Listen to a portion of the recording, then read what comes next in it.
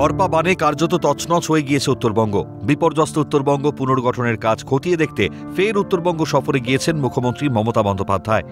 রবিবার কলকাতা থেকে বিশেষ বিমানে হাসিমারায় পৌঁছন মুখ্যমন্ত্রী। এরপর আলিপুরদুয়ার জেলার জলদাপাড়া ডিভিশনের নীলপাড়া রেঞ্জ অফিসের কমিউনিটি হলে পর্যালোচনা বৈঠক সারেন মুখ্যমন্ত্রী। তার আগে মুখ্যমন্ত্রীর এই সফর নিয়ে আলিপুরদুয়ার জেলায় সাজো সাজো রব পড়ে যায়। রবিবার মালঙ্গি বনবাংলোতে রাত্রিবাস করার কথা রয়েছে মুখ্যমন্ত্রীর। সে কথা মাথায় রেখে মালঙ্গি বনবাংলোতে প্রশাসনিক ব্যস্ততা ছিল তুঙ্গে।